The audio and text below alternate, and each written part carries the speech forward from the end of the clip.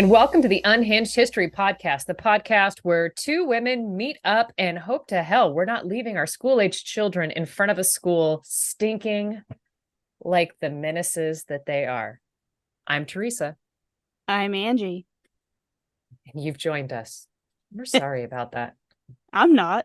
They chose look, to be here. your therapist is excited that you're here. We We've had know because they send conversations. us thank you cards. Yeah, honestly. So yeah, welcome. I'm excited. You're excited? I know this is spooky season, so we can choose to tell each other spooky stories and pretend that we have a theme we've been planning, or we can just tell each other the spice trade and have nothing to do with this and hope that nobody cares that we're not paying homage to the season of the pumpkin spice. Okay, so I was thinking about this like a few days ago. We are pale white girls, so I feel like for our case, spooky season is all year long, right? Like, have you ever met another pale white girl that wasn't into it? I mean, in truth, like any kind of coloration you see on my face is brought to you by Ulta. It's honestly, I resemble an index card without my makeup on. I glow in the dark. And at least you have some sort of lighting. I mean, I have to add highlights. I only glow in the dark because my hair is at this age turning platinum white. And honestly, I'm incredibly jealous. And my hairdresser keeps saying, no, Teresa, that is not doable. I cannot make that happen without what you would call an act of God, in which case I can still not make that happen. Mine is what you would call an act of God. So I'm going to run with it, And take it as a compliment. The last act of God that I can say truly happened was when I was cooking. There you go. Was Congress involved? Gosh, thank God, no, because it actually resolved in a quick period. Yeah. So yeah, there would have been a whole government shutdown if they were involved. Right. Yeah. Some bipartisan issue. Like, there's going to be bipartisan arguing in my household regardless. Garlic or not, listen. There is no such thing as garlic or not. It's just garlic. Are the mosquitoes going to somebody else's house, or do they just exist outside of the fog shield? Okay. Yeah. Whatever. Like, I haven't gone so far as to say garlic ice cream. But I would. I mean, I'm basically the Paula Deen of garlic. Butter. Garlic is life. So my husband's great grandma had this. This was her cooking tidbit, her cooking advice, if you will. She said, and I've taken this very, very deep into my heart. If you are making a dessert and there is an ingredient in the dessert that you don't like, just take it out and add more chocolate. If you are making a savory dish and there is an ingredient in there that you don't like, just take it out and add more garlic. There's a lot of chocolate. It's Angel's food cake. It's like, yeah, and you know what? This Angel's food cake is black. Happens to be chocolate. Because you know what? You don't need We don't discriminate in this house. Right. We believe in diversity. We eat all the colors of cake. Facts. Except for that yellow one. That one's weird. Facts. Yeah. Yeah, but I do have a really sweet friend that loves yellow cake with strawberries on top, so I do make her that, but I don't eat it. We all have that one friend that we worry about, that we pray for, that we put their name in the offering plate. We send our thoughts and prayers to. Yep. All of the thoughts, all of that the prayers. That might have been the single greatest TikTok in the whole of the internet. And we probably shouldn't refer to it, because by the time this comes out, we're going to be like, what? We've sent like 500 TikToks back and forth. Which one are we talking about? Which is why it took me an hour to find you the TikTok I tried to send you yesterday. Okay, so we should just go ahead and get started with our actual stories. And the real question is, who went first last time? And who wants to go first this time? You were the only one last time. Oh, that makes it easy. Yeah. Okay, see, I don't even remember that. I black out.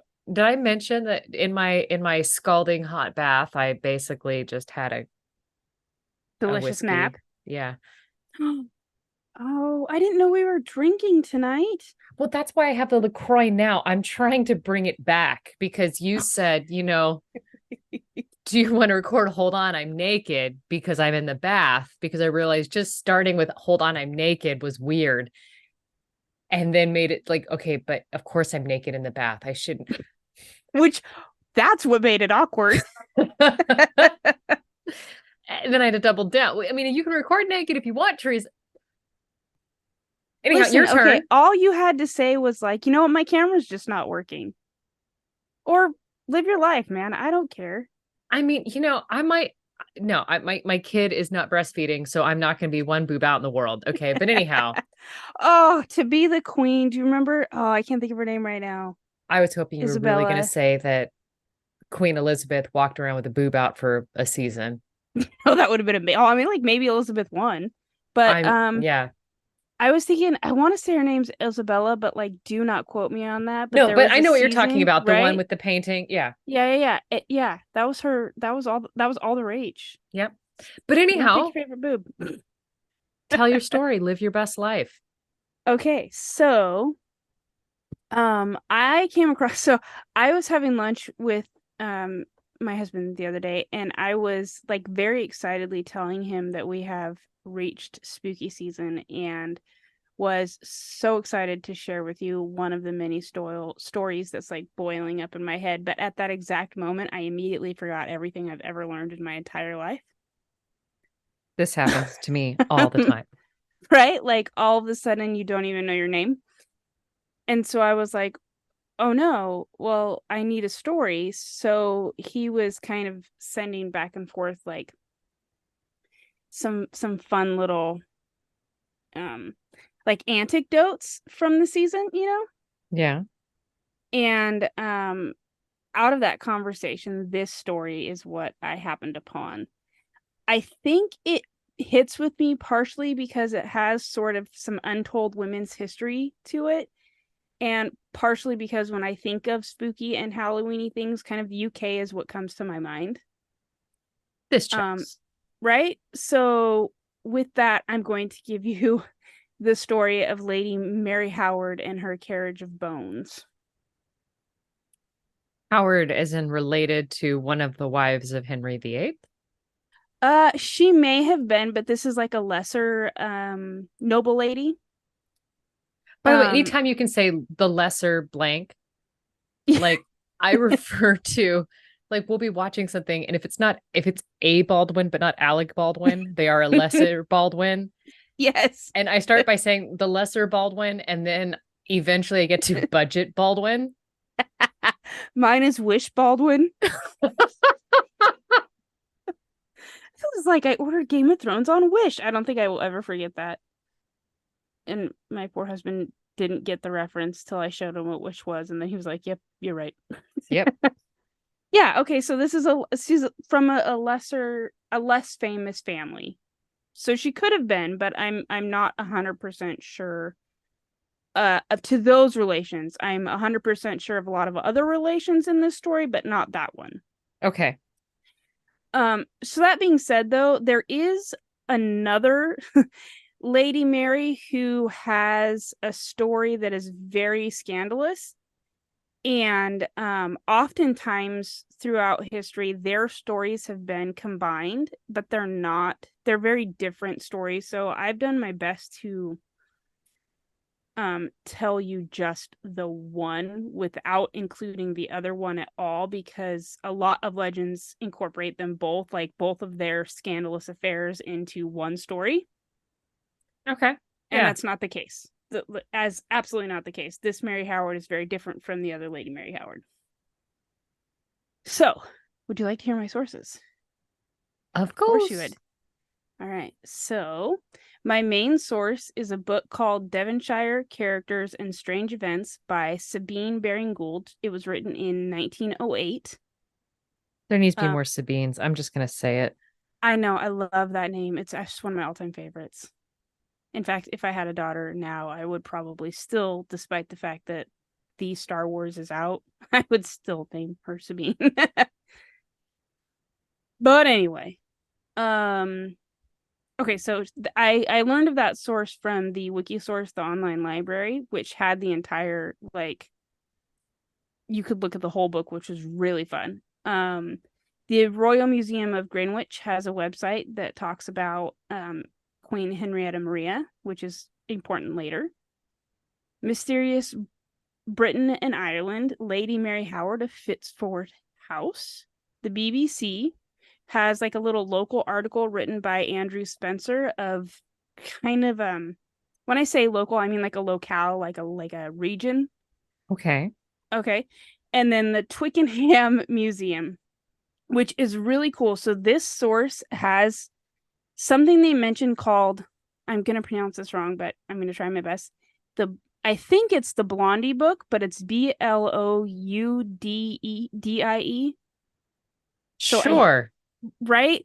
Okay, so it was written in 1606. So spelling has changed a little bit. I think it's the Blondie book, which is the tragical and desperate end of Sir John Fritz or Feats, aka, published by Roberts F. Burton in 1606. This book tells the story of the life of Lady Mary's father, which is super important to her whole scheme of things. So, that being said, I do have to tell you about her dad, though, because without her dad, her whole story doesn't really make sense. She was the daughter of Sir John Fitz of Fitzford House in the West Devon town of Tavistock, which, for all you map lovers out there, is in the southwest of Britain, about 4.5 hours via car from London. John Fitz was married to a Bridget Courtenay, Courtenay. From here on out, I'm saying Courtney because it's easier to pronounce that way. Who, excuse me, is the daughter of Sir William Courtenay, the third Earl of Devon. Mr. John Fitz was born in 1570, and he was a bit of a D-bag, and most definitely a violent drunk, who had come into inheritance a bit early for today's norm at 20 years old. Basically, once he wed, he began acting a fool, and or some sort of very serious mental illness took hold and started rearing its ugly head. I kind of think it's a combination of both based on the rest of his life. Mixed with a lot of alcoholism. So, put two and two together. I certainly believe mental illness was definitely in play here. The BBC article has a great quote about this man saying, quote, John Fitz, her father, became very rich, very young at the age of 21. Like many before and after him, the money soon turned him into a moral-less shadow of his former self, sliding into a degeneracy that caused him to vent his wrath on the folk of Tavistock. So, there you have it. Okay. Yeah, that's one hell of a Not the dad of the year, for sure. In August of 1596, Mary is born, and when she is just 4 years old, in 1599, John, in a drunken fit of violence following some sort of disagreement, kills his best friend, Nicholas Slanning, right there on the front steps. Perfectly natural, perfectly healthy. Yeah. At this point, he promptly flees to France to avoid arrest. But thanks to Sir William Courtenay, John's father-in-law, the Earl of Devon, young Mary, and is obviously young Mary's grandfather, is able to obtain a pardon from the Queen herself, Elizabeth I, and John returns to merry old England. Okay, so she's a better person than I would, because I'd be like, Daddy's gone, and I'm just gonna start singing "Father of Mine." Like, well, she's 4. I mean, don't get me wrong, it's a bit anachronistic. Just be like, "Father of mine, tell me where have you been?" I mean, but no, like dead to me. I think in this case, yeah, probably if that song had been around by then, she probably was, or writing her own version of it. Upon his return, he, quote, turns his family out, and with a group of like-minded, air quote, friends, he wreaks absolute havoc on the local townsfolk. The Twickenham Museum says, quote, that he is terrorizing the inhabitants of the town. I just closed my eyes and the whole world disappeared. Yeah. Right? Yeah, no, Yep. that's going to be in my head forever. So thanks. Sorry. Sorry about that. Here's interesting. By 1603, John is knighted by the newly ascended King James I. And it is Because of course, interesting, right? when It's you're a interesting, misogynistic D-bag, you tend to like other misogynistic D-bags. right? Okay.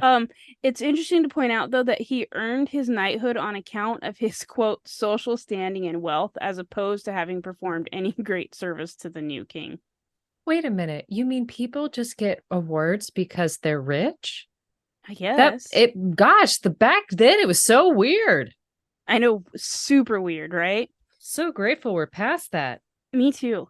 Uh, in summer of 1605, Sir John gets summoned to London to answer for his crimes. Which ones? Well, I'm going to get there. Both Oh. the behavior towards his family, because he is obviously a degenerate father and terrible husband. He's thrown his family out. And for renewed charges regarding the killing of Nicholas Slaney. My guess is double jeopardy doesn't apply yet. Could you imagine if you got arrested because Taylor Swift put out an album and it was just like, yeah, we're going to bring you to task because this new hit single makes you look like an asshole. Sure does. He at this point he has to travel to London, right? Because that's where he's been called to answer for his crimes. But as he travels with his servant, he grows into a mental state of absolute unhinged paranoia. He believes he's being hunted, for lack of a better word, by members of his wife's family, or maybe even that of the family of Nicholas Slaney. He arrives in an inn but can't sleep.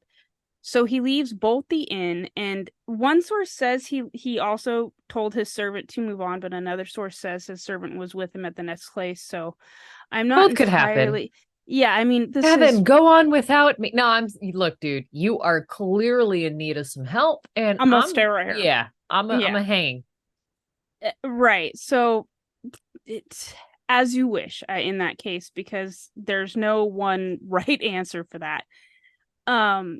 But long story short, he continues towards the town of Twickenham, which, come on, that's freaking amazing. I mean, the town of Saggy Bottom, I think, is better though. You're right. It absolutely is, but Twickenham is fabulous. Okay. He gets lost.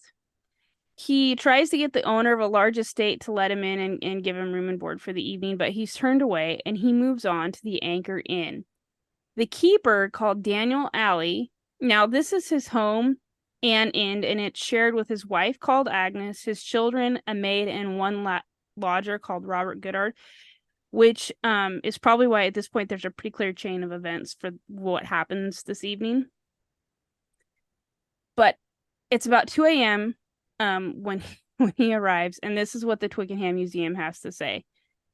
Sir John's servant caught up with him, and between them they managed to raise Daniel, who after some conversation let him in. He vacated his and his wife's beds, changed the sheets, his wife having gone next door to the children, and sat with him until he fell into a restless sleep. No. Right? You don't get me out of my bed. Same. So the Blonde Book that I had mentioned earlier, written in 1606, says this about the evening. Sir John, his gelding set up, the doors shut in, himself gone to bed, his footman departed with money for his expense, and all things as it seemed well. But that the host and his wife observed a certain wild and stern look in his countenance, at last being in bed, called and knocked for the host of the house to come unto him. Nope. Right? I said good night. I said good day to you, sir. Who, being come into the chamber, for the good man himself had no place to go to sleep at this point. The wife's gone to sleep with the children, and my assumption is the bed is now full. Yep. So he goes into Sir John's room. And Sir John says unto him, I pray thee, mine host, sit by me a while. I will, said the good man. And so, fetching his cloak to wrap about him, returned and sat down by his bedside. No, it's still weird. Still weird. Absolutely would not. But I think it's interesting I included that to show what type of man Daniel the innkeeper was, because a people pleaser. Most definitely a people pleaser, but also I think he genuinely, based on that writing, was concerned about this individual. Like, Fair. what is going on, right? So later, around 5 a.m., Sir John wakes up and has this massive delusional episode in which he thinks Daniel is trying to attack him. Daniel is just going out to the fields to work for the day.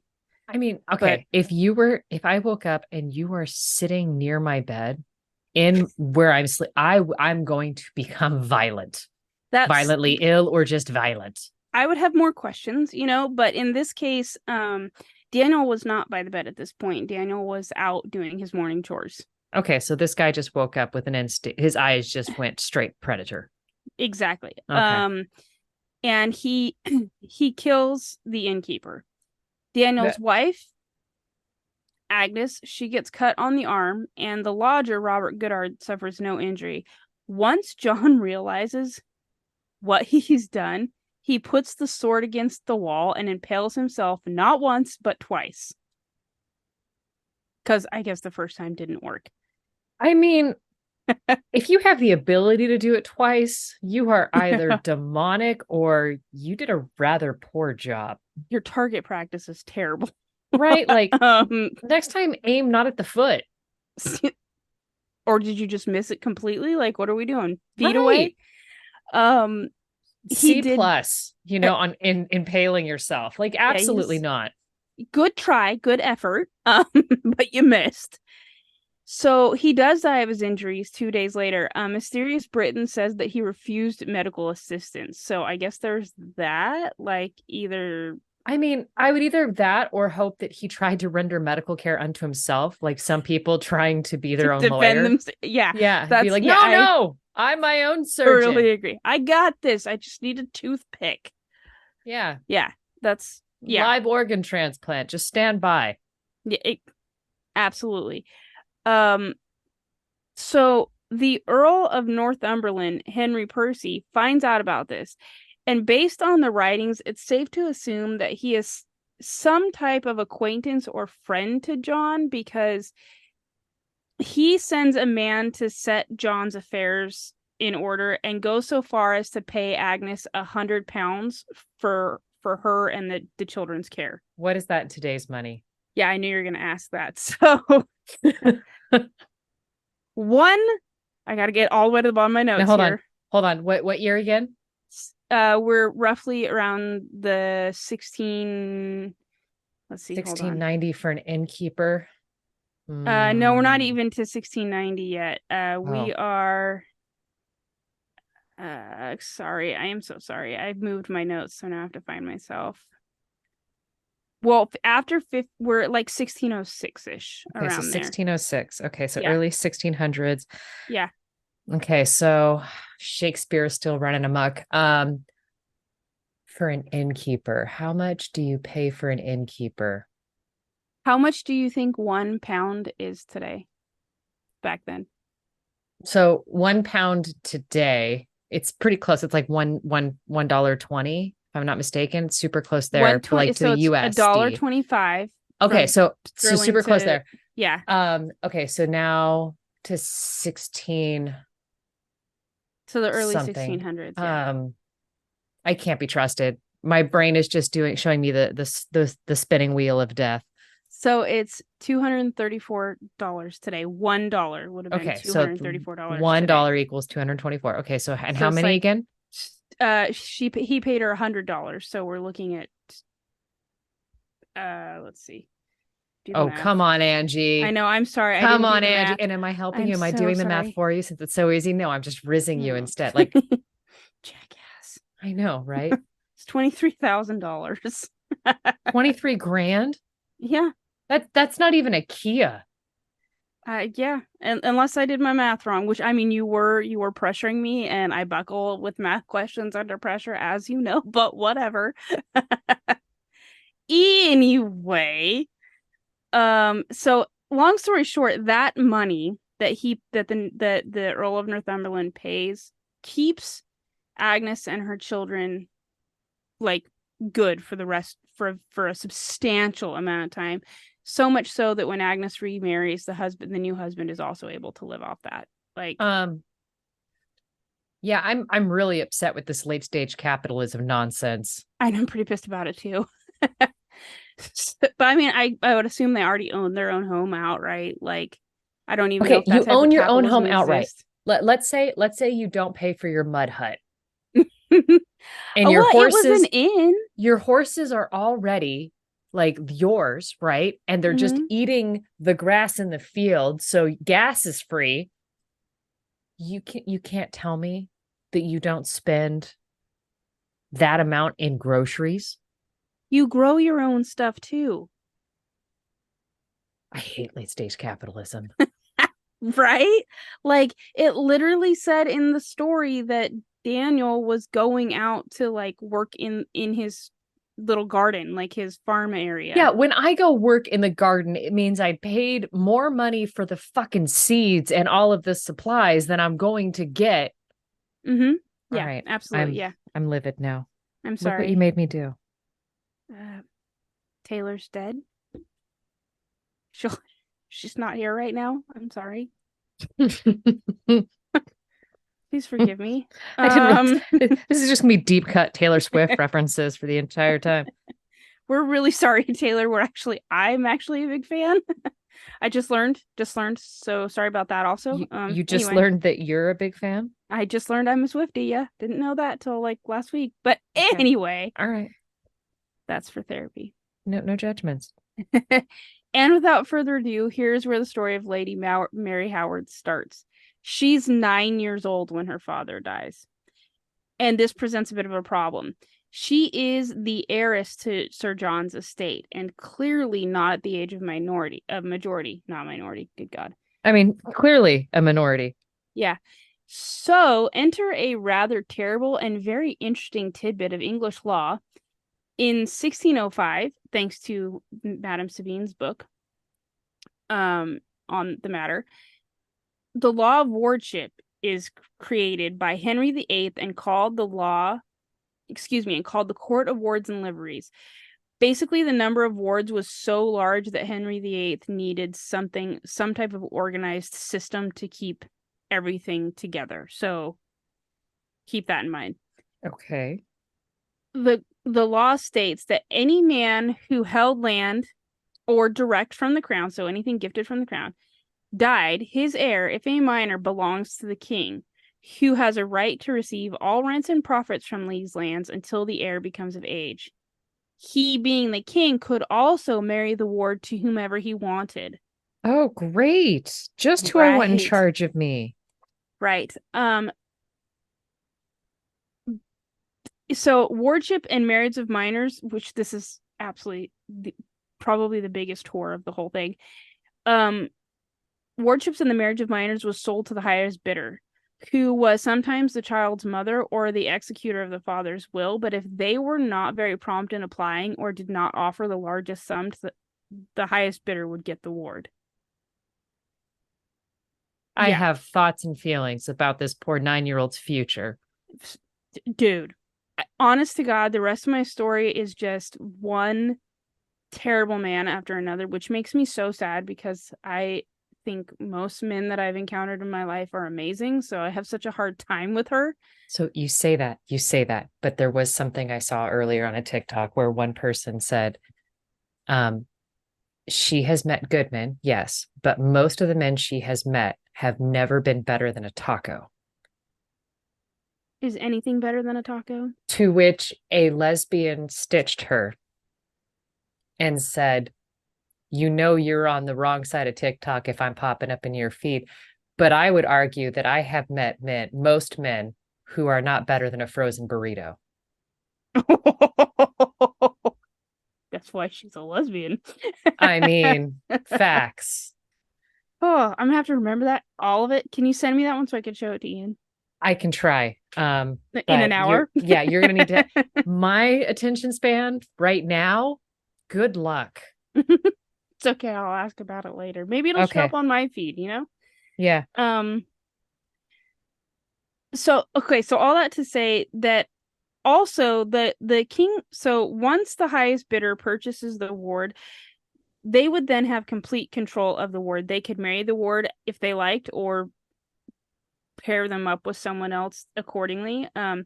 They have they receive all the rents of the miner's estate without any liabilities. So like basically you could purchase a ward. That sounds so terrible It's because like buying the contents of a shed. it really is. Yeah. But that you can make rent off of. I mean, you don't know what's in that shed. It could be all cougarins. It could be. Um, so do you have any idea on who you think purchased her wardship?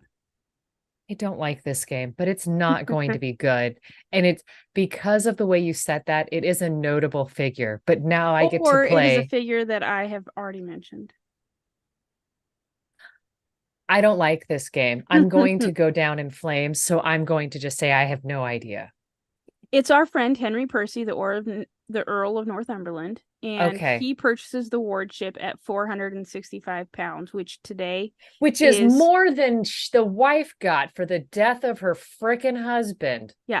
So I'm thinking I did some math wrong when you asked me about it, because today £465 would be $108,000 roughly. Still 4 times the amount. Yeah. But okay, so while that sounds terrible, I genuinely think that in this case, the Earl of Northumberland was maybe not in Mary's best interest, but he did her a solid by purchasing her, because her lands stay intact and her what's rightfully hers stays intact. Now, see, I would feel he did right by her should he have bought it, collected all the rents, put the rents in a separate account, allowed that to gain interest, allowed her to do whatever she want, maybe pulled from that for her education and only pulled from that for her clothing and things like that. But I have a Yeah. feeling not all of this happens. Well, no. Well, I mean, maybe to some extent, because like I said, her inheritance and her lands and her home and her titles remain intact by him doing so. So she is at once removed from her mother, and that we know that within a year or two she is cared for by the house of Lady Elizabeth Hatton, who is the second wife of Sir Edmund Coke, who happens to be the master of the Court of Wards, which I thought was interesting. Okay. Right? From the get, like right off the bat, the Earl of Northumberland sends his brother Sir Alan Percy to Devon to look over little Mary's estate and make whatever money he can from falling the lumber. Sir Alan is, let's just say, pleased with what he has seen and what he thinks he can earn from the estate, and asks to marry Mary. He does so. And in 1608, he marries her. He is 31, she is 12. Kick him in the gonads nonstop until death. Well, she never lives with him.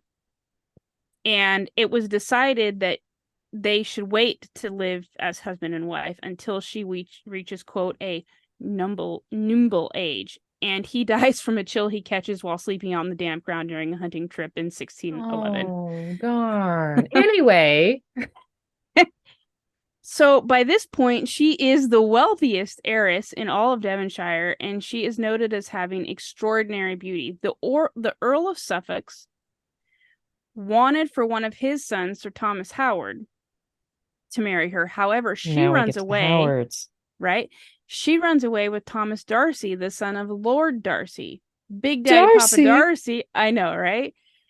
Does not object to this marriage, but sadly her new and delightfully her own aged husband also dies within a few months of their marriage. Yo, men need to quit catching death like it's a fox on a hunting trip. Right?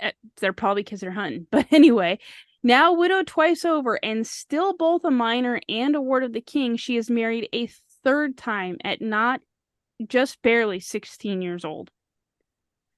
Good grief. Right. So do you remember just a moment ago I said the Earl of Suffolk wanted to marry her off to his son, but she ran off with Thomas Darcy? Right. Okay, well, forget that son. She ends up marrying his fourth son, Charles. Excuse me. And they reside at Audley Inn. And in the year 1613, her first baby girl named Elizabeth, who history thinks must have died young because she all but disappears within a couple of years.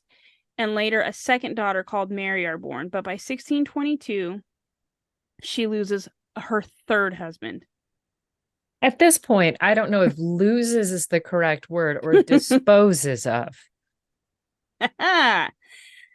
So she has lost 3 husbands and she still has no male heir. So this is a rather dangerous time to be a rich lady with no male heir or husband. But don't fear, because she is also noted as being a stately dame in the court of Henrietta Maria. Want some quick side note gossip on Henrietta Maria? But of course. She is the wife of Charlie I and the mother of Charlie II. Oh. If you will harken back to my story on Nell Gwyn and her time as the mistress of the younger, more loved King Charles. So that's fun. Also, Henrietta Maria is the 6th great-granddaughter of Cosimo de' Medici. My good Medici tie-in is always fun. Right? And okay, so for me, when I got to this point of my notes, was like, this is literally just one giant gossip column at this point. Yeah, no kidding. Holy beans. But at Henrietta, in my notes, I have her as Henny because I didn't want to type out Henrietta so much. She becomes BFS with the Duke of Buckingham, who introduces her to his friend Richard Granville, who happens to be in need of a rich wife, and considering that he is the Duke's favorite, she takes his advice and marries Sir Richard Granville, and he happens to become the worst man on the face of the planet. And he's had some competition up until this moment. Right? However, she, before marrying him, ties up all of her assets without his knowing, so he would not be able to touch them. Quote, Good she girl. conveyed all her lands to Walter Healy, Anthony Short, and William Grills in trust to permit her during her life, whether solo or married, to receive the rents and dispose of them at her own goodwill and pleasure. If you're going to sign that prenup, do it in invisible ink. Right? So this super pisses off old Dickie, which I actually don't know if that's his nickname, but it is now. It is now. Yeah. And they have a son, and his name is also Richard because, I mean, gotta keep that. And at this point, Daddy Dickie does everything in his power to ruin her and take charge of the estate. Like, he is the worst. And if I had another hour just to tell you about all the terrible things he does, I would, but I'm not going to because it's not his story, it's her story. But he ends up taking everybody off and doing more than one stint in the Fleet prison to pay off a debt of £6,000 for, quote, my quote, hurt feelings. I mean, your wife is rich and you are in debtor's prison because she just refuses to make bail. Well, no, actually, he insults somebody else during a court proceeding and over this whole inheritance thing, and this individual kind of petitions the king and is like, hey, that was absolutely not nice. And so he ends up in all, Dick went to jail for being a dick. Yeah, he did. Oh, all in all, he ends up having to pay back £12,000. I am all for this game. He escapes, however, and crosses the sea, and once he is able to return, he pisses everybody else off again and escapes to join the Swedish service in Germany. All quiet on the home front till he returns in 1639. Here I need to insert this. Mary has been living with the Earl of Suffolk, her former husband's brother, for some time. She bears a son called George. No one knows for sure, but all signs point to the Earl himself being the father. George is mentioned the first time in 1644. Quote, he certainly was not the son of Sir Charles Howard. For 7 years after the gentleman's death in 1628, it is stated in his wife's pleading before the Court of Chancery that Sir Charles died without heirs male, leaving only 2 daughters, Elizabeth and Mary. Gotta take the woman at her word. Right? But nobody questions the parentage of baby George. Like, no one even balks at it. And they have to know, because this is a small, at this point, it's not like New York City, you know what I mean? Like, right. And even then, like, New York City upper society knows everybody else's business. So, oh yeah, no, they right. know. So they know. But nobody says a word, and it's probably a really good indicator of the state of the country being involved in civil wars, because they are not caring about the dalliances of noble ladies. No one ever questions it at all, right? So at this point, Richard, Sir Daddy Dickhead, is called to command a unit. How many women have Sir Daddy Dickhead programmed in their phone? I'm going to wager a guess and say the number is greater than 1. You're probably right. I'm here for it. He gets called to command a unit in Ireland, which he does till the coffers run out, and he swaps teams and goes against his king and joins the side of Parliament. So at this point, it's Charlie 1. He is embroiled in the whole scheme that ends up with his head gone, right? Yep. Gotta make way for Charlie 2. Right. But only for a minute, though, because after amassing more men, he convinces them to ride with him back to the king and ends up totally double-crossing Parliament and pisses them off. I mean, look. After further pissing everybody off for like the next so many years, he finally dies in 1665. Mary would have no contact with any of the children born to her via Richard. Damn. None. Damn. She's a rough, mean old lady. And she all but disinherits them from her will. Now, it's interesting to point, one source says that Richard is the father of Elizabeth and gives like a pretty lengthy explanation of not so much their relationship, but that Richard only willingly came back to England on his last trip back to collect Elizabeth, because she was most definitely his daughter. Other sources say that Elizabeth wasn't his daughter, that she was in fact Charles Howard's daughter. So I'm not sure if she actually bore 2 children named Elizabeth, because Charles Howard's died first. So just keep that in mind, that there may have been 2 daughters named Elizabeth. There may have been only the one, and it could have been born to Richard. But needless to say, Mary disinherits everybody from her will. I think she gives them like $20, and the rest goes to one of her other noble comrades, if you will. However, her son George stays with her and manages her estate and affairs until his death. She would die 2 months later in October of 1671. She was said to be unnaturally cruel, especially to her daughters, and equally beautiful. So, I'm going to give you the story of her legend now that led me to the spooky season of this gossip column. Okay. Quote, Lady Howard was a person of strong will and imperious temper, and left a deep and lasting impression on the people of Tavistock. Mrs. Bray collected several traditions relative to her, which she published in her notes to Fitz of Fitzford in 1828. She bore the reputation of having been hard-hearted in her lifetime.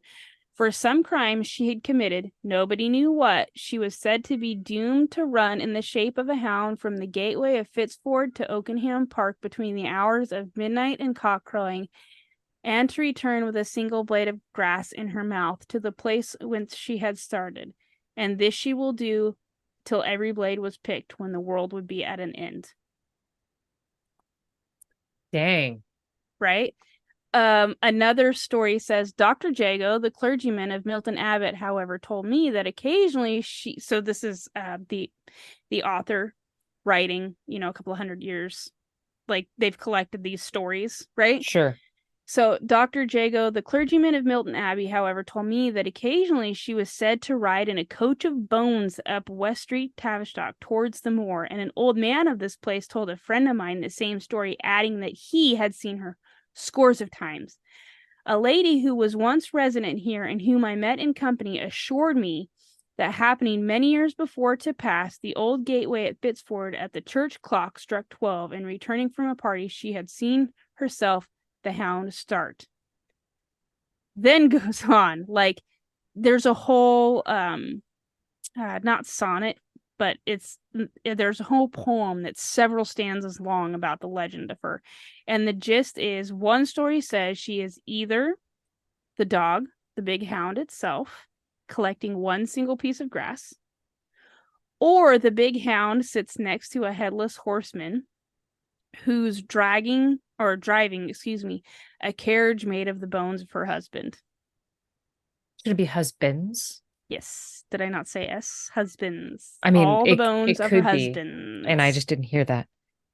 But as a fact, Lady Howard did not have a carriage, but rather a sedan chair. I had to look that up. Do you know what a sedan chair is? No.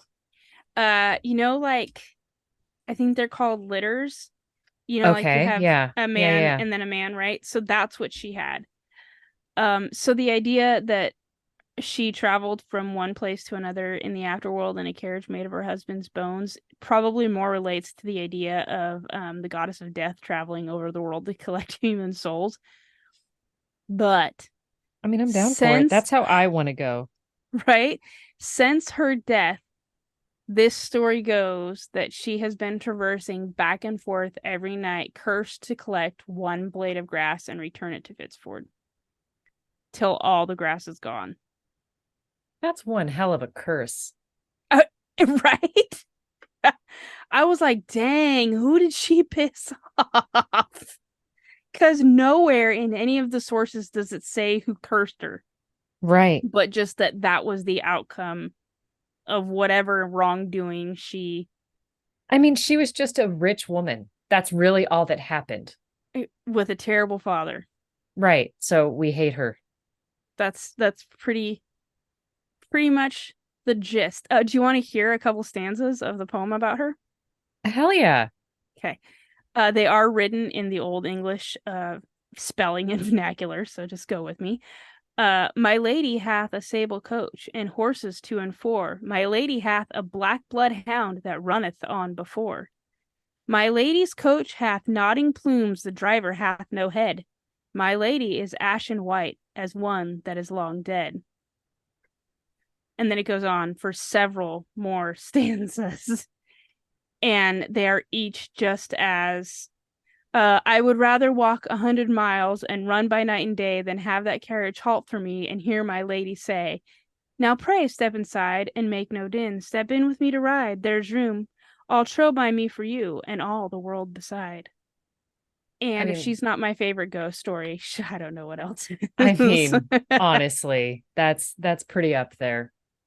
So sorry, go ahead. No, please. I was to say, when I was first reading about it, her story was just this like one paragraph blurb. And I was like, no way, there's got to be so much more to this. Like, how do you get that? How do you become the lady in the coach of death? Like, right. What I did not expect was a 10-page People magazine gossip run. I mean, but that's really how you get there, because everyone's just like, this woman, she has money. We hate her. Hate her. Yeah, and I guess, to be fair, she was not nice. At least according to most of the people in her circle, but is it really if she was, somebody wouldn't like her because she didn't give enough alms to them. Like, you can't win. You're either too beautiful that or you're not beautiful enough, or you're too chatty, or you're not chatty, you're too old, or you're too young. Like, you can't win. It's the Goldilocks syndrome. Like, yeah. Oh, and I just absolutely love her. So that's my story. And I just realized I've talked to you for a really long time. I'm very sorry. I'm not, because I could either give you the first 3 paragraphs of my story, or we could hold off, which Is your story long enough to I mean, I could easily add more stuff on there. yeah. Easily. Like, because I, this is going to sound weird. I talked about, I'm going to give you a teaser I without love giving you, teasers. I talked about the history of the thing, but included none of the ghost stories that are included in some of my auxiliary sources because I didn't want my thing to be too long. Oh. So here I was just totally longing to I am so sorry. I'm not. Yeah. Zero cares. Zero cares. Okay, that makes me happy. Because let me tell you, I literally had tears in my eyes last night when my notes just disappeared. Like, no, Yeah, that was I all would the good imagine. stuff. I mean, the times I've called IT and just gone, I lost so many pages of this report. I know in theory it's gone, but on the off chance that you could possibly retrieve it, could you? So I discovered that Google Docs has previous versions. They do. And So that kind of yeah, thing even exists in MS Word. which I was hoping was the case because that's what my school uses for Right. everything. So I was like, well, I can't have this ever happen again. Hmm. Oh, so yeah, Mary Howard. And I saw all of those notes as I was having a meltdown because I was trying to put together my office after my husband found a spider. True arachnophobia God bless him. understand. There was a thing. Listen, I would move out if there was a snake in my house, so I fully get it. I mean, and to be fair, it was a decently sized spider. And so my Oh, daughter, so okay, I'll just tell the full story here before we close. There was a big hobo spider in my house. Now, I'm not afraid of when you them. say that, I have the image of a cute one with a hat and a bag on a stick. Right, You know? this it was big, but it's not intimidating. Okay. And I'm just like, all right, I see you. I'm gonna get you after this meeting. All right. So my daughter witnesses me walk across the house, grab a fly swatter, and walk with purpose to the office. What are you doing? I'm getting a spider. Is it big? I'm not gonna lie. Yes. I Okay. named him Charles. Well, the spider made a break for it and got underneath that bookshelf right there. And Oh, so I was just like, okay, you're there for a minute. I'm not concerned. I'm not even going to tell Hubs about it because I will only tell him when it's dead and out of the house. for everyone's peace. Yeah. And so hour later, my daughter saunters into the living room with this big shit-eating grin. I told Dad about the spider, and I hear him swearing and rummaging through all of the cabinets above the washing machine. And I'm like, son of a bitch. She told him. And I looked at her and I just said, you are responsible for the consequences that come. And she's like, what? What do you mean? I was like, you did this intentionally. And I want you to understand that you are responsible for everything that's about to happen. We're out of Also, bug spray. And I'm still talking with her about how I blame her for what is about to happen, to cue him walking into my office with a blowtorch. Honey, no, absolutely not. Put the blowtorch, but we're out of, absolutely not. I know what I'm doing. I don't care if you know what you're doing. I don't doubt that, but no blowtorches in the house. I I know what I'm doing. Oh my God, I love him so much. I am just like, now I'm the bad guy because I have this no blowtorch in the house rule. And I'm looking at my daughter and I just said, you realize he's not sleeping tonight. And Ever then again. he proceeds to spray. He finally finds the bug spray and he proceeds to spray every, I swear to God, every square inch of this office space and every object inside it with bug spray. Is Just there a in bug? case. I don't know what, like it was It was as if it was holy water and he was anointing everything.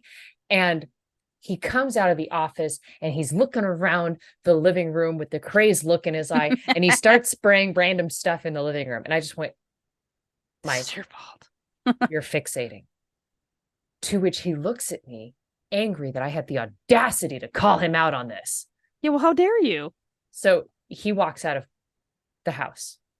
I mean, he is just so upset. He's got to go fix something in the backyard. He's got to go get some milk.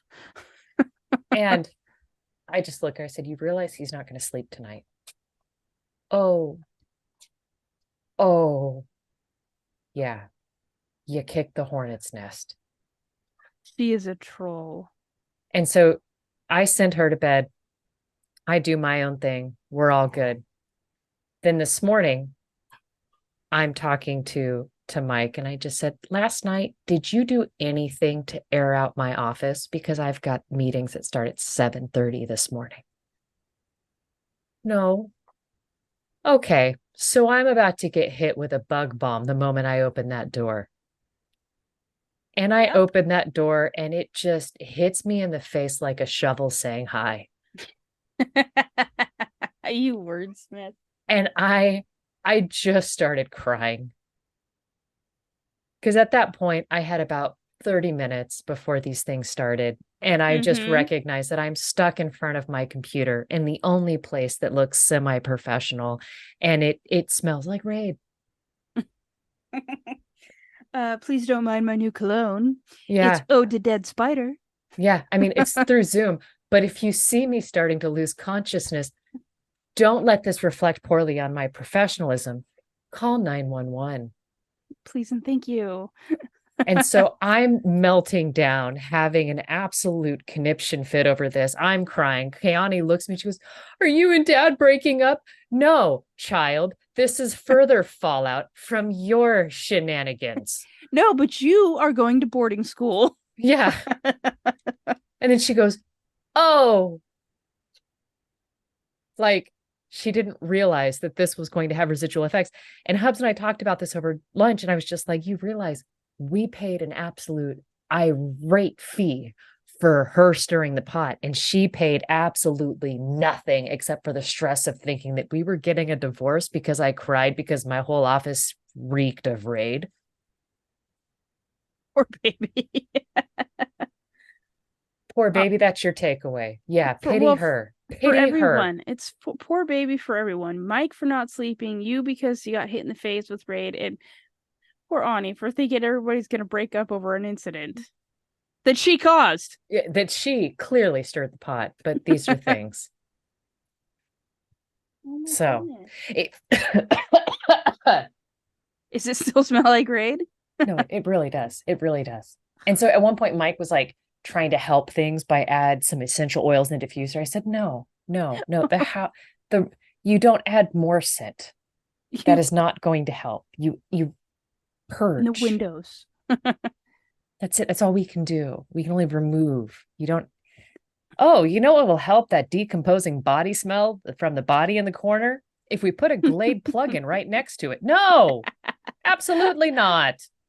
Some of the car air freshener, little pines. Maybe take the rotting meat out before we actually just put a little air freshener on from its earlobe.